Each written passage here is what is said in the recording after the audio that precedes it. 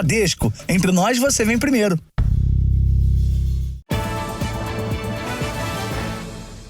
Boa noite. Boa noite. Autoridades internacionais negociam trocar a libertação de reféns por uma pausa humanitária na guerra na faixa de Gaza. O cessar-fogo poderia durar até 48 horas. Israel avança com as tropas pelo território palestino. Hoje foram divulgadas novas imagens dos combates contra o grupo terrorista Hamas.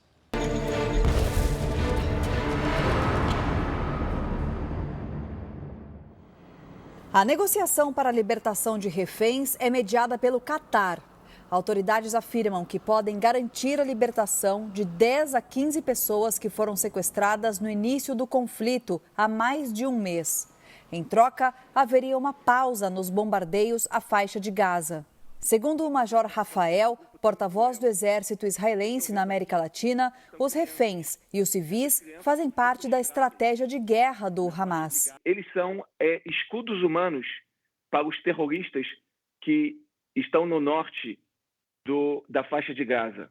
E os terroristas sabem que a saída desses civis vai aproximar a conquista dos objetivos do exército de Israel. Israel mantém os ataques contra os extremistas do grupo palestino. Por terra, as tropas avançam na faixa de Gaza.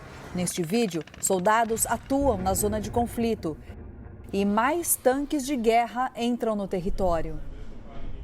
O país anunciou que na última ofensiva foi morto Mohsen Abu Zina, um dos chefes de desenvolvimento de armas do Hamas. Em outro ataque, um dos alvos foi um grupo responsável pelo lançamento de foguetes contra Israel.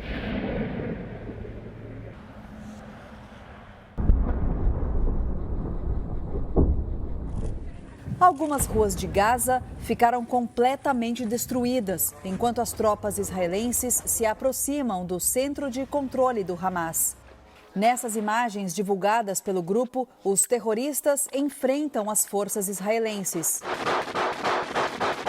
Mais de 10.500 pessoas morreram no território. Pela primeira vez, os números apontados pelo Ministério da Saúde da Palestina, que é controlado pelo Hamas, se assemelha ao levantamento que é feito pelo Unicef, o Fundo das Nações Unidas para a Infância. Hoje, a Cruz Vermelha declarou que um comboio com suprimento médico para hospitais de Gaza foi atacado. 2 veículos acabaram danificados, mas a entrega foi concluída. Em Israel, arqueólogos trabalham em locais que foram incendiados em busca de restos mortais de pessoas que estão desaparecidas. Mais de 1.400 israelenses morreram nos ataques terroristas. O nome do kibbutz, Kfar Aza, em português, seria Vilarejo Gaza. A rua mais próxima à fronteira está a apenas 50 metros da primeira cerca. Depois dela, vem uma faixa de areia de 5 quilômetros de extensão que separa Israel do território palestino.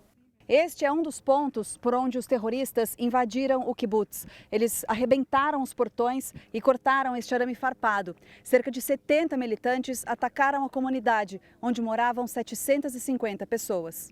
Ao entrar, os invasores destruíram o sistema de segurança da comunidade, composto por câmeras e detectores de movimento, e se espalharam com picapes e motocicletas. Uma moto ainda está por aqui. O primeiro lugar atacado foi o alojamento dos voluntários que trabalhavam no kibbutz.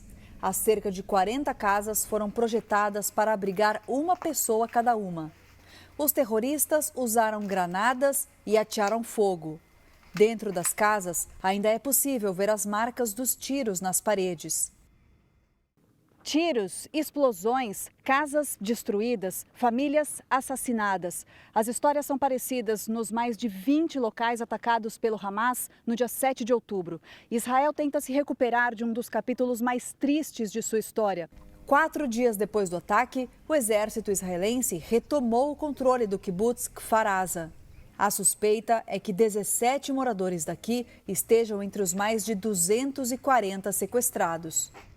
Após sobreviver ao ataque, Maor está alojado com a mulher e os 2 filhos num hotel no Mar Morto. Mas ele tem vindo ao kibbutz toda semana.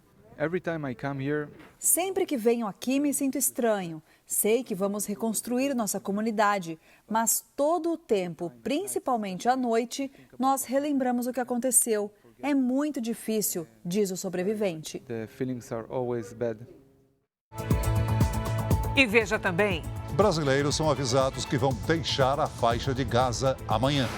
Embaixador de Israel afirma que demora para a liberação de estrangeiros é culpa do Hamas. Reforma tributária é aprovada em primeiro turno pelo Senado. Na série especial, nossos enviados ao Congo acompanham a ação de forças da ONU na mediação de conflitos.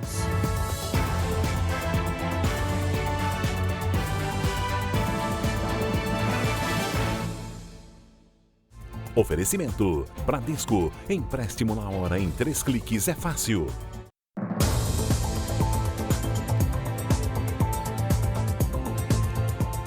Aqui no Brasil, a Polícia Federal prendeu 2 brasileiros suspeitos de planejar ataques terroristas. Segundo os policiais, os suspeitos foram contratados pelo grupo extremista Hezbollah para ações contra a comunidade judaica.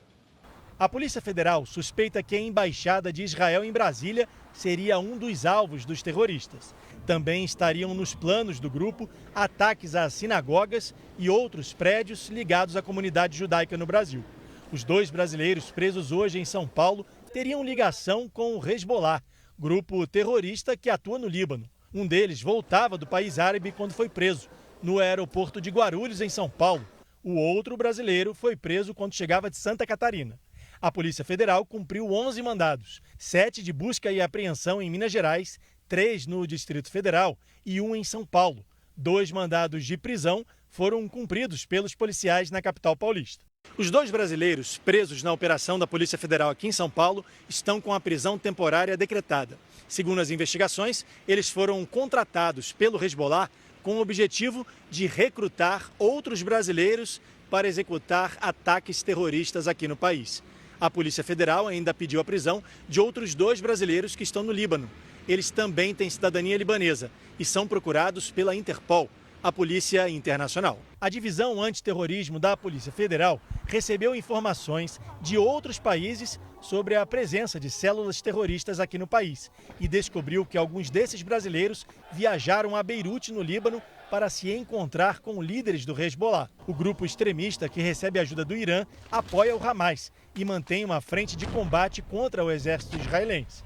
A investigação acendeu o sinal de alerta na comunidade judaica do Brasil. É uma luta entre o mundo livre e o mundo absolutista, o mundo que é financiado pelo Irã. A comunidade judaica poderia ser o primeiro alvo, mas ela não é o único. Está em nome, está em xeque a democracia, a liberdade, a boa convivência e, sobretudo, a autonomia dos seres humanos. Em nota, o cônsul de Israel parabenizou a polícia pela atuação no desmantelamento da rede terrorista aqui no Brasil. Essa não é a primeira vez que brasileiros ligados ao Hezbollah são identificados. Em 2016, durante a Olimpíada do Rio, 15 suspeitos foram presos, acusados de planejar ataques às instalações olímpicas.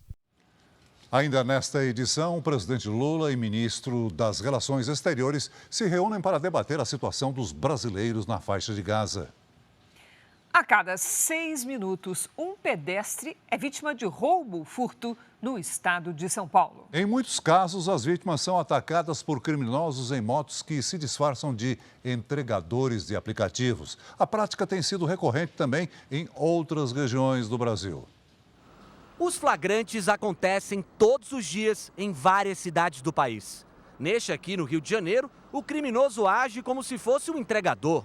Chega a buzinar como se estivesse sinalizando a chegada de um produto. Tudo encenação. Uma mulher que passa por ali logo vira alvo. Ele finge pedir uma informação e anuncia o assalto. Exige a senha do aparelho e foge. A vítima se senta na calçada em estado de choque. Desde o ano passado, esse tipo de crime tem sido cada vez mais frequente. Os falsos entregadores se escondem atrás de capacetes e usam as mochilas com o nome das empresas de delivery conhecidas para não levantar suspeita. Geralmente, eles agem em grupo. Tem sempre 2 ou 3 comparsas que ficam na retaguarda acompanhando de moto. O padrão é o mesmo, eles dão volta, observam a vítima, passam uma vez, a segunda vez, eles analisam o ambiente para que eles não corram risco. É o custo-benefício do crime, ele precisa correr o menor risco e ter o maior resultado. Se ele não vê um resultado interessante ou se ele imagina que pode ter um risco, ele evita aquela vítima. Os criminosos que fingem ser entregadores também usam o disfarce para invadir residências. Em Embu das Artes, na Grande São Paulo, uma câmera de segurança registrou o momento em que 2 suspeitos com mochila de entregador arrombam um portão. Eles levam a moto do morador sem que ninguém percebesse. De repente eu escutei um barulho no portão, imaginei o inquilino saindo para ir para a rua, entendeu? Nunca imaginar que esse cara entra dentro da minha casa. Para o presidente da Associação dos Motofretistas de Aplicativos do Brasil, esses crimes prejudicam o trabalho dos profissionais que atuam fazendo entregas. E muitas vezes, eles também são vítimas dos criminosos.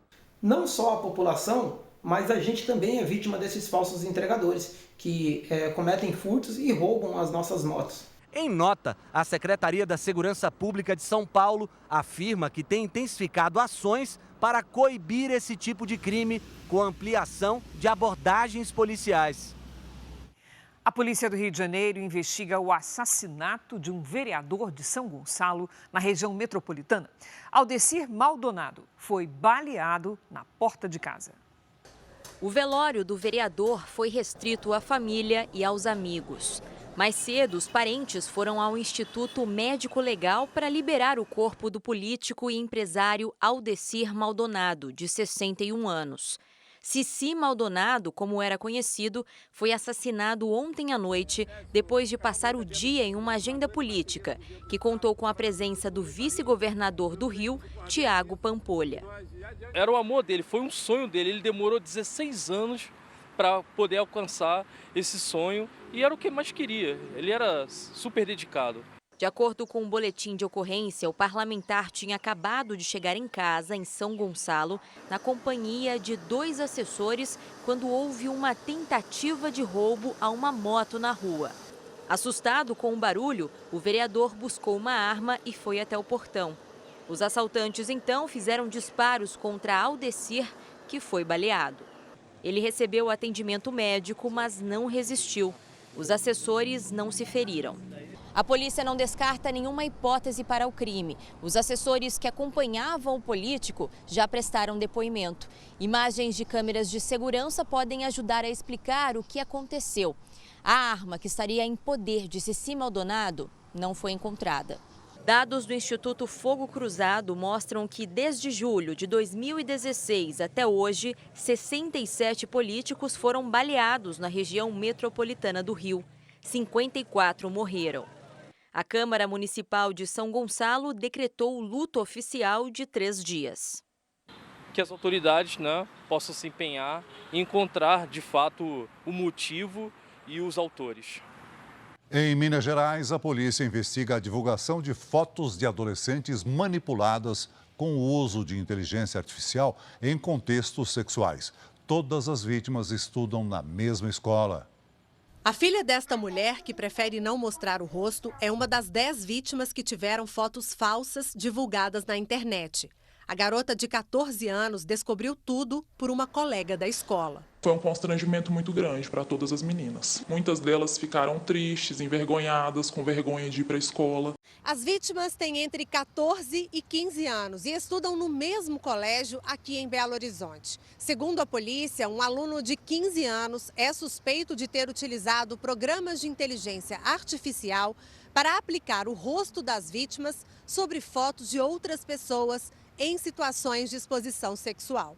O conteúdo manipulado foi divulgado em um perfil falso criado nas redes sociais. Após a denúncia, o estudante foi afastado da escola. A polícia encaminhou à justiça um pedido de aplicação de medida socioeducativa para o adolescente por prática de pornografia infantil. Um autor menor de idade, ele pode ser responsabilizado criminalmente, ele pode pegar até 3 anos de internação no centro socioeducativo. No mês passado, um caso semelhante aconteceu em um colégio do Rio de Janeiro, quando 20 adolescentes tiveram fotos manipuladas, simulando cenas de pornografia.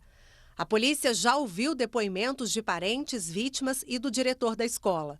No Recife, a polícia investiga denúncia parecida após alunas de um colégio particular denunciarem a divulgação de fotos manipuladas.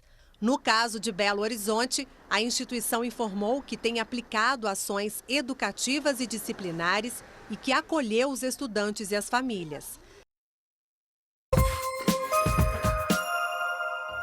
Um trem de cargas pegou fogo na estrada de ferro de Carajás, na cidade de Alto Alegre do Pindaré, no Maranhão. O incêndio atingiu 18 vagões de combustível. Ninguém ficou ferido. No Rio de Janeiro, os bombeiros encontraram um corpo próximo ao local onde um adolescente de 16 anos desapareceu na praia de Ipanema no último domingo. Ainda não há confirmação da identidade da vítima. Por isso, as buscas por Leonardo Tavares da Silva continuam. As vendas no setor de supermercados aumentaram 1,6% no terceiro trimestre deste ano, em comparação com os 3 meses anteriores. O resultado foi divulgado pelo IBGE e é influenciado pela queda no preço dos alimentos. A Justiça de Pernambuco diminuiu a pena de Sari Corte Real no caso da morte do menino Miguel. A condenação, que era de 8 anos e meio, passou para 7 anos de prisão. Miguel, de 5 anos, estava sob o cuidado dela quando caiu do 9º andar de um prédio no Recife. 11 mil imóveis de São Paulo ainda estavam sem luz na manhã de hoje, após o temporal da última sexta-feira. Donos de carros e motos que tiveram prejuízo com a queda de árvores podem não ser ressarcidos pelo seguro. Alexandre lembra do susto que levou. O manobrista estava ao lado da moto quando parte de uma árvore despencou. Ela estralou o galho e caiu de uma vez em cima da minha moto.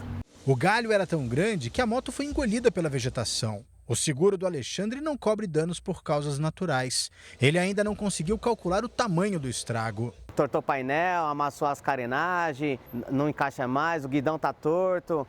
Já o prejuízo do Adriano foi bem maior. O caminhão dele, que custa mais de R$100 mil, ficou destruído depois de ser atingido por uma árvore enquanto trafegava pela rodovia Anchieta, que liga a capital paulista ao litoral do estado. O caminhoneiro não tinha seguro. Minha situação é complicada porque esse caminhão era a única fonte de renda que eu tenho. Sexta-feira foi meu caminhão, mas ali passa muito carros comerciais, ônibus escolares. E se fosse a minha vida que estava ali. A manutenção das árvores em via pública é de responsabilidade da prefeitura. A poda só pode ser feita por funcionários do poder público e de empresas concessionárias de serviço com autorização prévia do subprefeito. Por isso, segundo o Código Civil, a administração municipal pode ser acionada e obrigada a arcar com os danos causados por eventuais quedas. Mas, para isso, muitas vezes é preciso entrar na justiça. E aí, o prejuízo pode demorar a ser ressarcido. No processo é preciso reunir o máximo de provas, como fotos e vídeos do veículo atingido, fazer boletim de ocorrência e pedir o protocolo de atendimento dos bombeiros. De acordo com o representante da Federação Nacional de Seguros Gerais, é preciso provar o prejuízo. Quanto mais documentos puder reunir, e reportagem, e matérias e tudo mais, isso é bastante relevante para poder considerar num processo. As fortes chuvas da última sexta-feira deixaram mais de 2 milhões de imóveis sem luz no estado de São Paulo. Até a manhã de hoje, 11 mil ainda estavam no escuro. 8 pessoas morreram com o temporal. Chega no final, são aqueles clientes que estão pendurados em circuitos de baixa tensão. Por isso que essa reta final é um pouco mais demorada. Estamos sim, sentindo a dor, estamos solidários, estamos trabalhando, pedindo desculpas por isso. Por conta dos transtornos, a Câmara de Vereadores de São Paulo aprovou hoje a criação de uma CPI para investigar a atuação da concessionária de energia elétrica Enel. O corpo da modelo Luana Andrade foi cremado hoje. A influenciadora digital morreu em decorrência de complicações de saúde durante lipoaspiração nos joelhos. A cerimônia foi reservada aos familiares e amigos da modelo Luana Andrade, de 29 anos. A morte da influenciadora aconteceu depois de uma cirurgia para a retirada de gordura nos joelhos, na última segunda-feira, em um hospital particular de São Paulo. Em nota, o hospital disse que depois de 2 horas e meia de cirurgia, a paciente apresentou intercorrência abrupta respiratória e teve uma parada cardíaca, sendo imediatamente reanimada pela equipe. Ela foi submetida a exames que constataram o quadro de trombose maciça. A causa da morte foi embolia pulmonar, que é quando um coágulo de sangue se solta e entope os vasos do pulmão.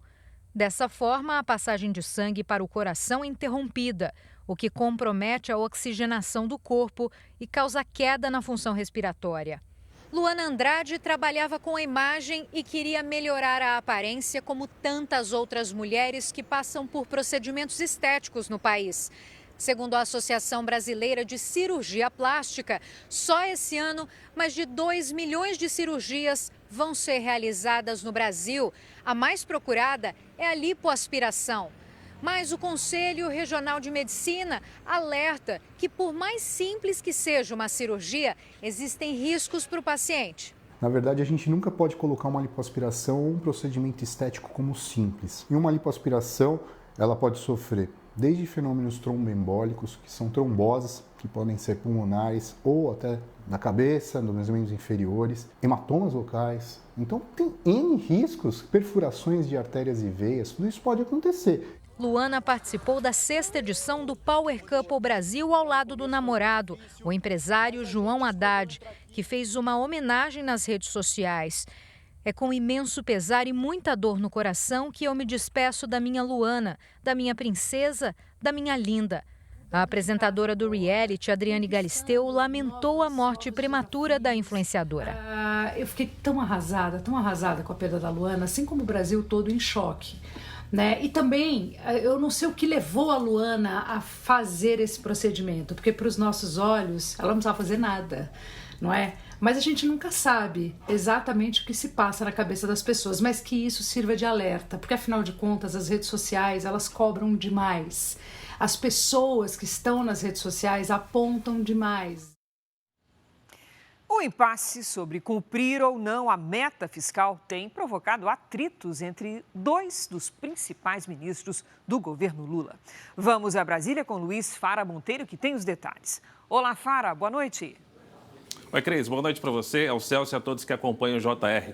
Há uma dúvida, Cris, no governo. Uma parte defende aí que se invista, que se gaste um pouco mais. E a outra metade defende um aperto no cinto. Fazenda e Casa Civil têm visões diferentes sobre manter ou não as contas no azul. O clima não está nada amigável. Hoje, o ministro da Fazenda, Fernando Haddad, teve 2 reuniões no Palácio do Planalto, mas evitou cruzar nos corredores com o ministro da Casa Civil, Rui Costa. O desconforto ficou ainda mais visível depois que Rui Costa convocou o relator do orçamento ontem à noite. O deputado Danilo Fortes foi chamado para discutir a revisão da meta fiscal, que é definida pelo Ministério da Fazenda. O relator saiu da reunião dizendo que na semana que vem a Casa Civil vai decidir se a meta fiscal será ou não alterada. Pode até o dia 16 tomar essa decisão. Eu acho que ainda não está essa divisão muito clara. O governo precisa dizer como é que vai fazer daqui até o dia 16. A declaração pública do relator do orçamento pegou a equipe da Fazenda de surpresa, principalmente porque horas antes Haddad havia se encontrado com o presidente Lula para tentar convencê-lo da importância de se manter o déficit zero. Hoje, Haddad aproveitou um evento no Superior Tribunal de Justiça para mandar um recado ao ministro da Casa Civil. O que de pior pode acontecer é aquele jogo que depois que você faz um acordo, o acordo não é cumprido. Eu quero dizer para vocês que isso tem acontecido durante a minha gestão no Ministério da Fazenda. A pessoa senta na minha mesa, faz um acordo e tenta descumprir o acordo, como se ele não tivesse acontecido. Lula aproveitou a cerimônia de assinatura das obras da duplicação da BR-423 em Pernambuco para acalmar os ânimos. O presidente disse que vai levar Fernando Haddad e Rui Costa nas viagens que vai fazer no fim do mês ao Oriente Médio. Agora eu vou ao Catar, vou ao Emirados Árabes, Arábia Saudita e Alemanha, e vou levar o Rui Costa comigo, para que ele leve o Haddad também, para que a gente possa levar os projetos que nós temos e que nós queremos construir parceria com quem quiser investir nesse país. O JR continua e eu volto daqui a pouquinho com as informações da aprovação no Senado do texto base da reforma tributária. Cris e Celso. Obrigada, Fara. Até já. 2023 vai entrar para a história como o mais quente dos últimos 125 mil anos. Vamos saber dessa história com a Lidiane Sayuri. Oi, Lid. É o calor milenar agora, qual é a explicação? É isso, é uma combinação de fatores. Cris, boa noite para você, boa noite, Celso, boa noite a todos. O El Niño provoca o aquecimento das águas do Oceano Pacífico, enquanto as emissões de gás carbônico aumentam a temperatura na atmosfera. Essa combinação é extremamente destrutiva. As temperaturas batem recordes de calor desde junho. Usando como referência o último mês, tivemos o outubro mais quente de toda a história do planeta, com 0,85 grau acima da média, mais que o dobro da marca registrada em 2019. Pelas imagens de satélite, vemos bastante nebulosidade espalhada sobre a região sul.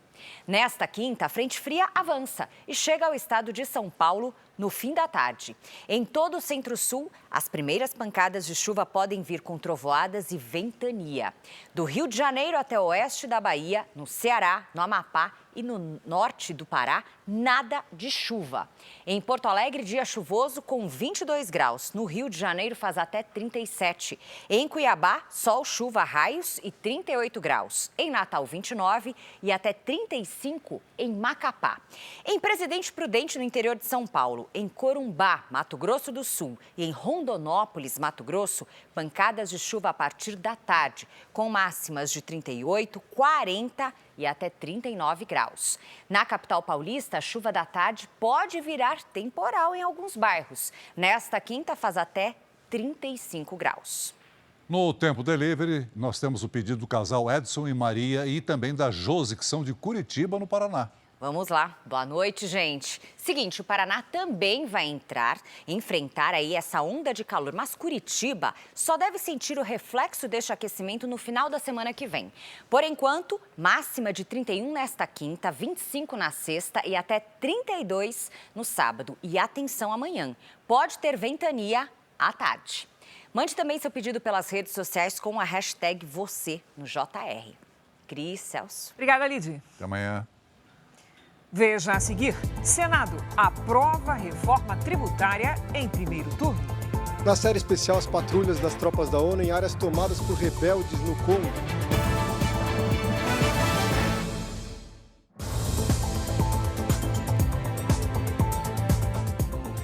O presidente Lula e o ministro das Relações Exteriores se reuniram hoje para debater a situação dos brasileiros na faixa de Gaza. Segundo o Departamento de Estado americano, a fronteira com o Egito voltou a ser fechada hoje por questões de segurança. A expectativa é de que o grupo seja autorizado a deixar a região amanhã.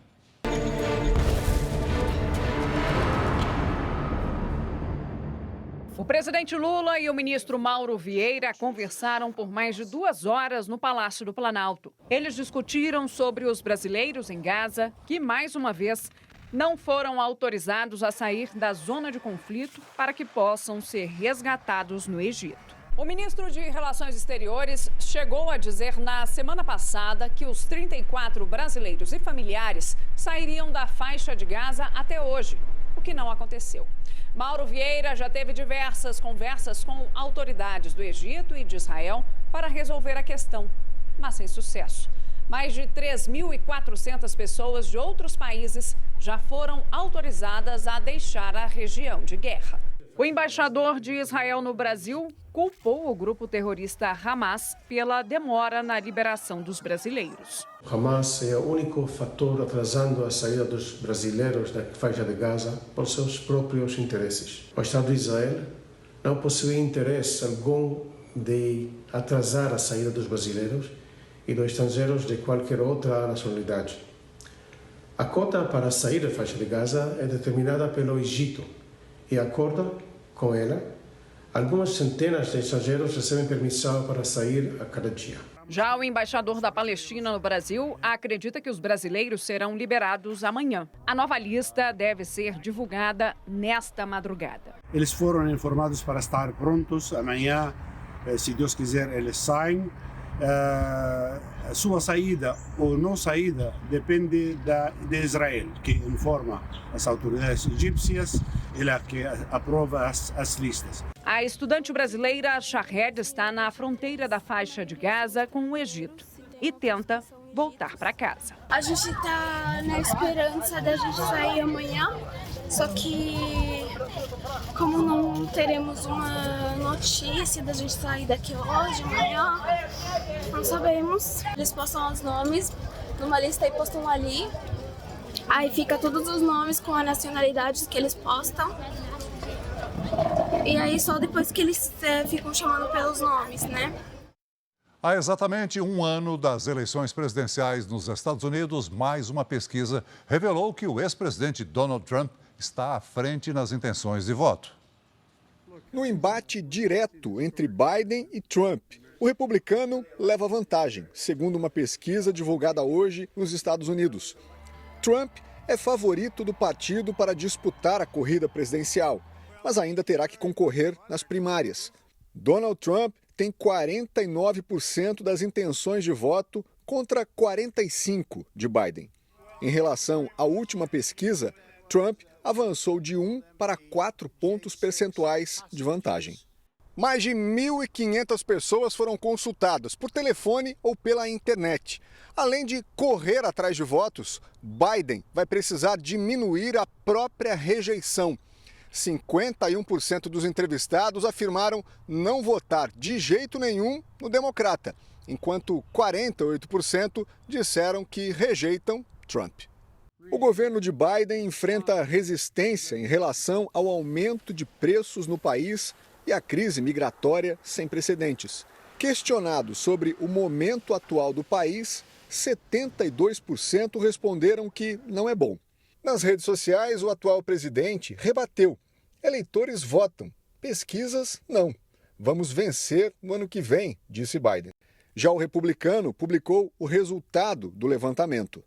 Nessa semana, uma outra pesquisa havia revelado que Donald Trump venceria o democrata em 5 dos 6 estados americanos historicamente decisivos.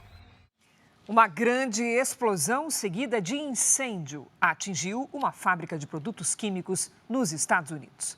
Um funcionário sofreu queimaduras. A fumaça pôde ser vista a quilômetros de distância.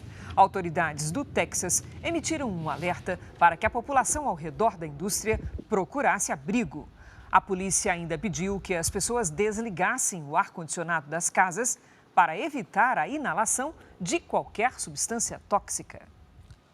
O Ministério da Justiça e o governo do Rio de Janeiro assinaram um acordo de cooperação para combater a lavagem de dinheiro do crime organizado. A Força-Tarefa prevê o compartilhamento de informações para rastrear e impedir movimentações financeiras de milicianos e traficantes. O acordo assinado entre o governador Cláudio Castro e o ministro da Justiça e Segurança Flávio Dino foi chamado de CIFRA, Comitê Integrado de Investigação Financeira e Recuperação de Ativos.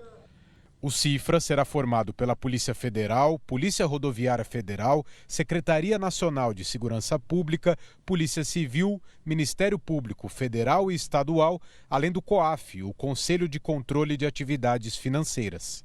O governo federal pretende contar ainda com o apoio de países vizinhos. Hoje vamos receber mais alguns ministros da Bolívia, da Argentina, hoje e amanhã. São países importantes para essa ação concertada contra o crime organizado.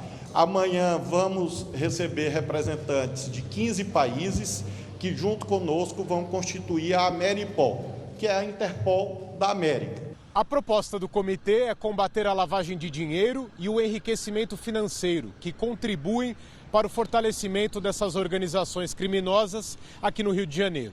Um levantamento mostra que atualmente 98% do território da capital fluminense é dominado por traficantes e milicianos ou está em disputa entre eles.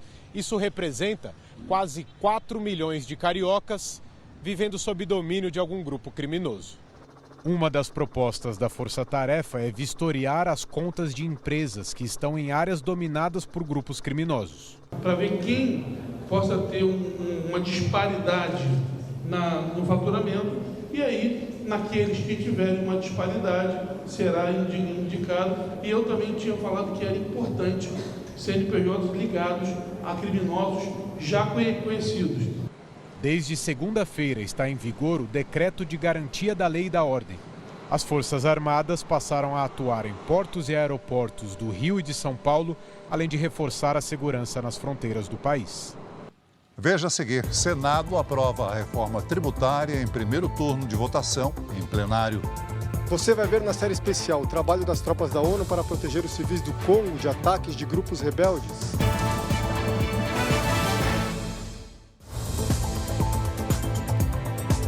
O Senado aprovou agora à noite o texto base da reforma tributária. Vamos retomar o contato com Luiz Fara Monteiro em Brasília. Fara. Movimentação intensa até agora no Congresso, viu, Celso? Depois de muitos debates no Senado, a proposta de emenda à Constituição que muda as regras para a cobrança de impostos foi aprovada em primeiro turno no plenário.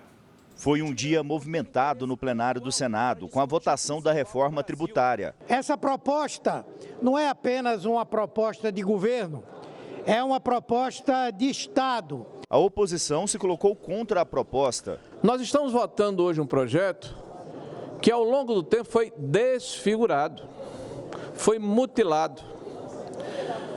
Teve acrescido uma série de exceções. Aqueles que não tiveram esta força ou esse cuidado vão ser obrigados a suportar uma carga tributária, pasmem, senhores, que vai ser a maior do mundo. Governadores do Sul e do Sudeste também se posicionaram contra por causa das mudanças promovidas pelos senadores em relação ao texto aprovado pelos deputados em julho. Enquanto outras regiões têm fundo constitucional, em algumas localidades, investimentos, incentivos para determinados setores econômicos, zona franca, enfim, vários mecanismos que a União adota para incentivar o desenvolvimento em determinadas regiões do país e que nós respeitamos, mas é muito difícil para nós. O relator da proposta argumenta que, apesar dos benefícios para as regiões como Centro-Oeste, Norte e Nordeste, a carga tributária não vai aumentar. Adicionamos ao texto da PEC mecanismo de trava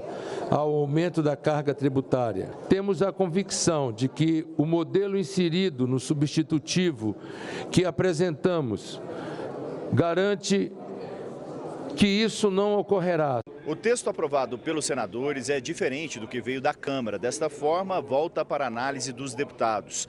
Entre as principais mudanças está a ampliação de 40 para 60 bilhões de reais do Fundo de Desenvolvimento Regional, que será usado para evitar que os estados tenham perdas de arrecadação.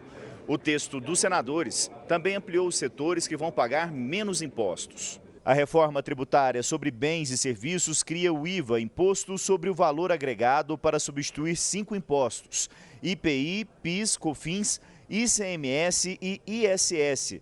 Será dividido da seguinte forma: contribuição sobre bens e serviços, que será gerido pelo governo federal, e o Imposto sobre Bens e Serviços, dos estados e municípios. A proposta tem um período de 7 anos de transição para unificar os tributos. Depois de mais de 5 horas de discussões, a PEC foi aprovada com 53 votos a favor, apenas 4 votos a mais do que o necessário. Foram 24 votos contrários.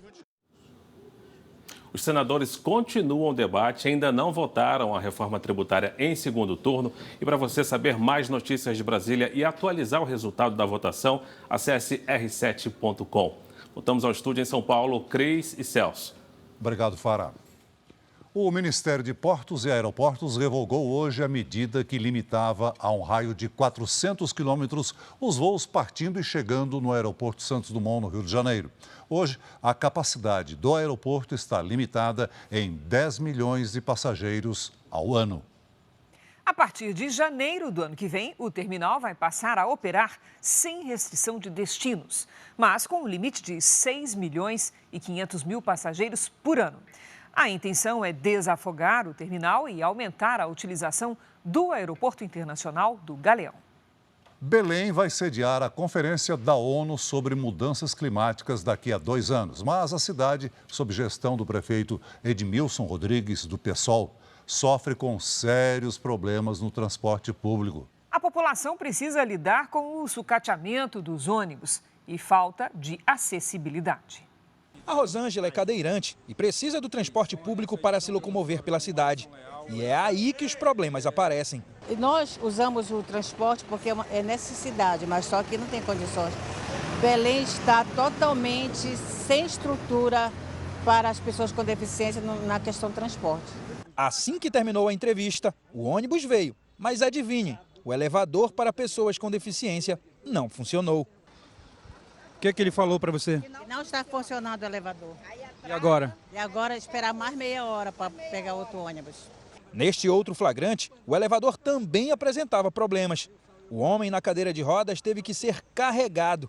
Em Belém, quem paga pelo serviço reclama. Tá péssimo. E fora o calor, né? A quentura, janelas que não abrem. Tá sucateado, tá complicado. Esse ônibus parou no meio da viagem depois de sofrer uma pane mecânica. Na cidade, sob a gestão do prefeito Edmilson Rodrigues do PSOL, 113 linhas atendem cerca de 1 milhão de passageiros por dia. Sem licitação no transporte público, os ônibus circulam em regime de concessão. Em 2021, a Prefeitura de Belém foi alvo de uma ação movida pelo Ministério Público do Pará. A promotoria exigiu providências para o sistema de transporte público da cidade e cobrou a realização de um processo de licitação pela administração da capital paraense para solucionar o sucateamento da frota. Após a pressão do Ministério Público, a Prefeitura de Belém tentou por 2 vezes abrir uma licitação para a exploração do serviço de transporte, mas não houve interessados. Os empresários discordam da falta de subsídios para a operação das linhas de ônibus na cidade. Segundo o sindicato que representa a categoria, o vencedor da licitação dependeria apenas do valor arrecadado nas catracas, o que seria inviável para os empresários. O edital prevê a execução de serviços por 6 anos, com possibilidade de prorrogação pelo mesmo período. Se você exige uma tarifa que não compense economicamente todos os custos que você tem, elas só vão topar entrar no mercado se houver subsídio, completando a diferença entre os custos da maneira como elas vêm e o valor recebido. No Brasil, 212 cidades subsidiam a tarifa do transporte público. Em média, cobrem 30% do custo. São Paulo subsidia 47% da tarifa, Manaus, 40% e Macapá, 19%. É um contrassenso, né? Você reduzir a tarifa ou não cobrar, né, do passageiro o custo real da prestação do serviço, né, e querer um serviço de qualidade. Então, serviço de qualidade significa um custo maior. Esse custo, quando ele não é suportável, né, pelo passageiro, ele tem que ser completado, né, pelo poder concedente, ou seja, pela prefeitura. Como forma de apresentar uma cidade sustentável durante a COP30, a Conferência da ONU sobre Mudanças Climáticas, que será realizada dentro de 2 anos na capital paraense, o governo federal liberou 370 milhões de reais para a compra de 265 novos ônibus com ar-condicionado. A Prefeitura de Belém disse que a licitação do transporte público está em andamento e que o edital está sendo reavaliado. Também afirmou que a aquisição de novos ônibus vai impactar diretamente a população da capital e da região metropolitana e irá proporcionar uma melhora significativa na prestação do serviço. Mas, enquanto os veículos não chegam, a população sofre com um serviço de péssima qualidade. Vem lotado, um calor danado e o pior de tudo é a conservação dos ônibus, mano. E tem que pagar pelo sufoco, né? Você paga pelo sufoco, o problema todo é esse. Traçar rotas de paz em países mapeados por guerras é o principal desafio das missões da ONU pelo mundo. Na República Democrática do Congo, militares de 51 países participam dos trabalhos de pacificação. No 3º episódio da série Congo, um país sem paz, a equipe do Jornal da Record acompanha as patrulhas das Nações Unidas na região mais perigosa do país. Além de fome e doenças, os moradores também enfrentam a insegurança, com a possibilidade de um ataque rebelde a qualquer momento.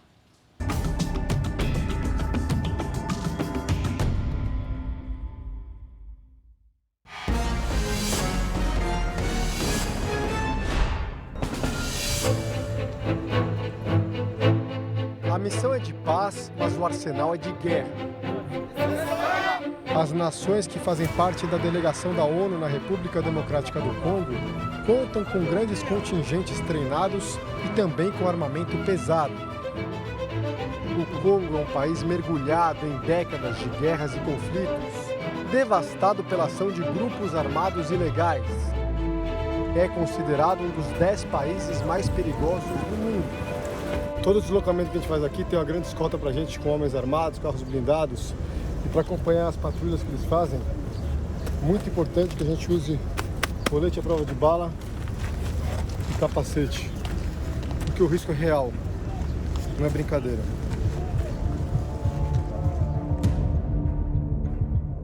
Na região de Beni, nordeste do país, o maior inimigo da população é uma facção formada por radicais, chamada ADF, um braço do grupo terrorista Estado Islâmico no país. Durante 2 dias, acompanhamos patrulhas de diferentes batalhões da ONU no local. As áreas mais afastadas das grandes cidades são as mais sensíveis. Comboio em movimento, as tropas da África do Sul se deslocam para uma área de altíssimo risco. É preciso muita atenção, porque os rebeldes do grupo ADF são sempre escondidos nessa selva e pode haver uma emboscada a qualquer momento. Esse major que veio da África do Sul explica que os terroristas usam de fuzis a machados para matar o maior número de pessoas. Já tivemos alguns embates com o grupo radical ADF e felizmente conseguimos parar um ataque que eles haviam iniciado contra civis com o tom militar. Uma estratégia das tropas em áreas de risco é marcar território.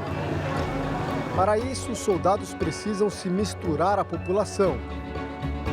A principal missão dessas tropas é proteger a população civil, por isso eles fazem patrulhas ostensivas várias vezes por semana. Dessa forma, eles conseguem intimidar e inibir a ação dos grupos que promovem o terror contra os moradores em vilarejos como esse. As ações chamam a atenção dos moradores que vivem uma rotina de medo e ameaças. A gente conseguiu assumir o controle dessa região, garante a tenente, também sul-africana. Quanto mais isolado o povoado, maior o risco de ataques. Em áreas rurais como Samboko, nos arredores de Beni, o líder comunitário da região conta que os radicais islâmicos provocaram uma fuga em massa no povoado. Mas, aos poucos, com as bases da ONU, os moradores estão voltando. Queremos a paz para que cada um possa morar em suas terras sem preocupações, completa o ancião de Samboko. Os soldados despertam a curiosidade das crianças. É uma situação muito sensível, porque a qualquer momento os grupos armados podem atacar, diz este major que veio do Nepal para atuar no Congo. Mas não é só com armas e blindados que as tropas conquistam espaço. Pausa nas operações e nos confrontos para um pouco de alegria e diversão. A bola rola aqui no campo da cidade de Beni, um jogo de futebol entre soldados da Tanzânia e um time local. Esse tipo de interação também é uma forma de promover a paz no país, mas é preciso cuidados. Olha só, a segurança do campo é reforçada, carros blindados, homens fortemente armados, afinal, ninguém quer ser surpreendido aqui. Nós estamos aqui para proteger os civis, precisamos estar perto deles para que confiem em nós e passem informações importantes, diz o militar da Tanzânia. Henrique, o craque do time local, diz que a amizade com os soldados fica fora de campo. Dentro, a disputa é para valer.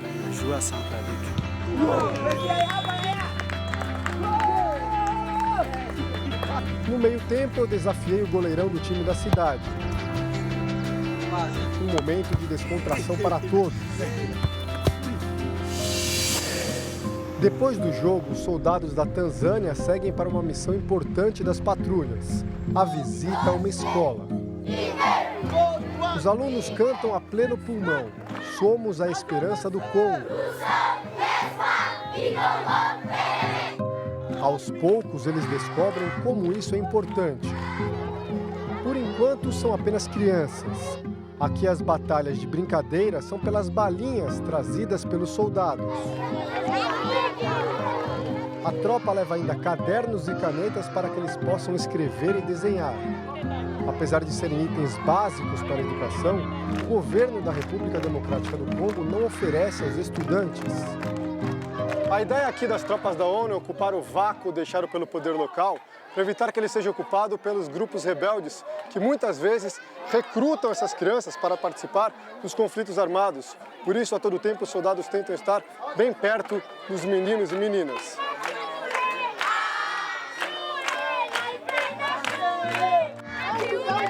Segundo dados do Fundo das Nações Unidas, o Unicef, mais de 1.500 crianças, algumas com 5 anos de idade, foram recrutadas por grupos rebeldes do Congo em 2022.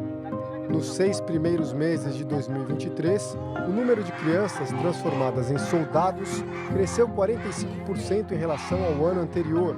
Muitas delas, sob o poder dos rebeldes, se tornam também vítimas de abusos sexuais. Mongazo, professor da escola rural, reafirma a importância da educação no vilarejo. Enquanto a gente conseguir manter essas crianças estudando aqui na escola, elas estarão seguras. Fora daqui é muito fácil elas se afastarem e serem recrutadas pelos grupos armados, diz ele. A missão da ONU no Congo, que começou há 25 anos, deve acabar até o fim de 2024. Existe uma pressão das autoridades locais para que as tropas estrangeiras deixem o país. Até lá, os soldados e os oficiais de mais de 50 países seguem em patrulhas e ações sociais na tentativa de construir um legado para quem vive aqui.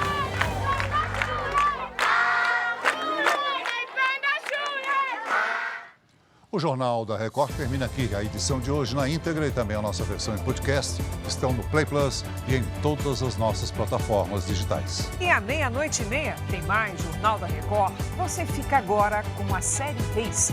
E logo depois de Quando Chama o Coração, tem Prova do Fazendeiro ao vivo no reality A Fazenda. Não perca! Record 70 anos tem a sua cara. Boa noite. Ótima noite para você.